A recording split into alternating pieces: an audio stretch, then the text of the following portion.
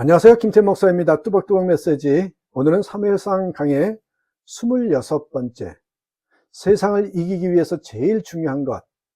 세상을 이기기 위해서 제일 중요한 것. 사무엘상 13장 15절에서 23절의 말씀 가지고 함께 뚜벅뚜벅 걸어가겠습니다.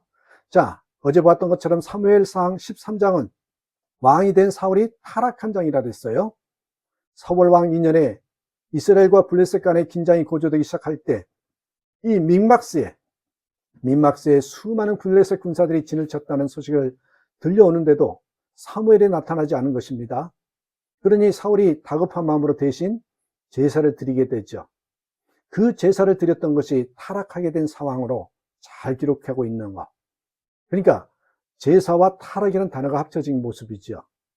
왜 사울이 그토록 블레셋의 침략으로 다급했는지 그 당시의 상황을 보면 어느 정도 이해가 됩니다. 왜냐하면 사울이 왕이 된 시절에 이스라엘 군사력은요, 이 블레셋의 군사력에 비해서 사실상 대단히 형편없었기 때문입니다. 얼마나 마음이 조급했겠습니까? 그 사실을 오늘 본문은 잘 가르쳐 줍니다. 자, 19절 보실래요?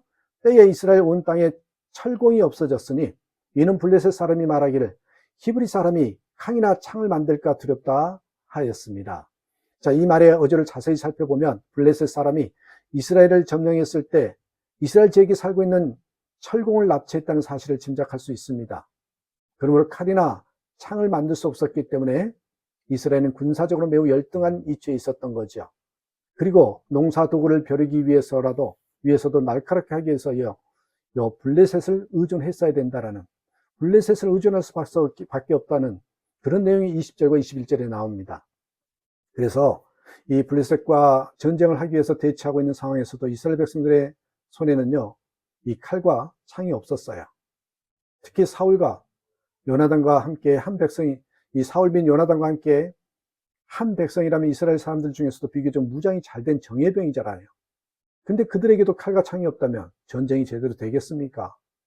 칼이 있는 사람과 없는 사람의 차이는 이런 고대 국가에서는 사실상 대단한 차이잖아요. 그러나 여러분, 외형적인 요인은 승패의 절대적인 요소가 아닙니다. 전쟁의 승패는 여호와 하나님에게 달려 있습니다. 세상을 이기게 하는 제일 중요한 요소는 우리의 믿음입니다. 성경은 하나님의 미련한 것이 사람보다 지혜 있고 하나님의 약한 것이 사람보다 강하다고 고린도전서 1장 25절에 말하잖아요. 진정 하나님께서 그 사람과 함께 하느냐, 그게 중요한 것이죠. 고린도후서는 사도 바울이 스스로를 변호하는 서신이잖아요. 일부 고린도 교인들이 자신의 사도권에 의심을 품고 자신을 배척하니까 사도 바울은 고린도후서에서 스스로를 계속해서 변호하다가 12장에 들어와서는 뭐래요? 14년 전에 자신이 겪었던 놀라운 체험까지 소개하고 있어요. 그처럼 사도 바울은 체험도 많았고 계시도 많았지만 그는 그런 것들을 사람들이 지나치게 생각하지 않도록 구체적으로 자랑하지 않겠다고.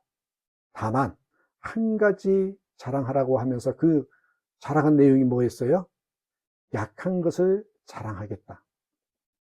약한 것을 자랑하겠다라는 내용을 볼 수가 있는데, 그때 바울에게는 육체의 가시가 있었는데 그 가시는 바울이 받은 계시가 너무 커서 교만하지 않도록 주어진 가시였습니다. 그 가시가 떠나기를 바울은 3번 주께 간구했다고 그랬잖아요. 그랬더니 주님의 음성이 뭐였어요? 고린도후서 10장 9절에 내 은혜가 내게 족하도다. 이는 내 능력이 약한 데서 온전하여 짐이다. 그 하나님의 음성을 듣고 사도 바울은 어떻게 했어요? 크게 기뻐했다고. 그리스도의 능력이 계속 머물도록 자신의 약한 것을 자랑했죠. 고린도후서 12장 10절에도 이렇게 고백해요. 그러므로 내가 그리스도를 위하여 약한 것들과 능력과 궁핍과 핍박과 곤란을 기뻐하노니 이는 내가 약할 그때에 곧 강함이니라. 약할 그때에 왜 강합니까? 하나님이 함께 하시기 때문입니다. 전쟁의 승패는 하나님께 달려 있습니다. 인생의 승패도 하나님께 달려 있지요. 그러면 여유를 가지고 넉넉하게 생각하십시오. 우리가 하나님을 철저히 의지하고 하나님 말씀대로 살려고 하면 하나님은 틀림없이요, 우리에게 가장 좋은 길을 열어주실 것입니다. 그처럼 우리가 우리의 약할 때가 강한 때라는 그 의식 속에, 믿음 속에 어떤 경우에서도 그 믿음을 가지고 마음의 평안을 잊지 말아야 합니다. 우리의 시민권은 하늘에 있잖아요. 그 말은 땅에 어느 누구도 우리를 해치지 못한다는 말입니다. 로마가 세계를 리드할 때 로마 시민권자가 누구도 해치지 못하는 그런 귀한 권세였습니다. 영국이 세계를 리드할 때는 영국 시민권자는 어딜 가나 대접을 받았대죠. 지금은 아마 미국 시민권자들이 그런 어떤 혜택을 받고 있을 겁니다. 은밀하게 이 테러하는 사람은 있어도 공식적으로 미국 시민권자는 아무도 해치지 못한답니다. 하늘나라의 시민권자는 말할 것도 없죠. 하늘나라 시민권자. 그러므로 우리 믿는 사람이 어떤 문제나 풍랑 속에서도 벌벌 떠는 일이 결코 있어서는 안 될 것입니다. 때로 우리의 힘으로 어떻게 할 수 없는 일이 있습니다. 예를 들어서 모든 사람이 자녀를 잘 키우려고 하지만 어떻게 자녀들이 부모의 뜻대로 잘 자라지 않는 경우도 있잖아요. 그런 경우를 만나도 그 안에 하나님의 선하신 뜻이 있음을 믿어야 합니다. 우리의 과거를 한번 돌아보십시오. 가끔 숨 막히게 하는 일 얼마나 많았어요? 이제 어떻게 하나 큰일 났네 하는 일들이 많았지만 지금 이렇게 잘 살고 있잖아요. 그러므로 아무리 큰 문제를 만나도 너무 걱정할 필요 없습니다. 마태복음 10장 29절에서 30절의 말씀에 보면 참새 한 마리도 하나님께서 허락하지 아니하시면 땅에 떨어지는 일이 없다고, 우리는 머리털까지도 세고 있으니까 두려워하지 말라고. 오늘 이 시간에도 걱정이 있는 분들이 있을 겁니다. 그런 주님은 오늘도 말씀하십니다. 너는 마음에 근심하지 말라. 하나님을 믿으니 또 나를 믿으라고. 요한복음 14장 27절에서도 평안을 너에게 끼치노니 곧 나의 평안을 너에게 주노라 이렇게 말씀했습니다. 분명히 아십시오. 기억하십시오. 우리에게 불안과 초조를 주는 것은 마귀가 주는 거예요. 가끔 이제 끝났다라는 분이 있습니다. 그러나 우리의 끝은 하나님의 시작입니다. 하나님이 도와주시면 순식간에 역전 인생이 펼쳐지거든요. 국민일보에 나온 얘기인데요. 동해 해변에 사는 한 집사님이 맑은 교회를 보면서 고기를 많이 잡아 수리하게 해달라고 기도했답니다. 그리고 밤에 바다에 나갔다가 새벽에 10kg가 되는 방어 2370마리가 집사님의 그물에 들어왔더래요. 10kg 방어 한 마리 값이 그 당시에요 16만 9천 원이었답니다. 그러니까 그것을 다 팔아보니까 4억 정도 되더래요. 그 돈으로 교회 수리를 잘 했다고 합니다.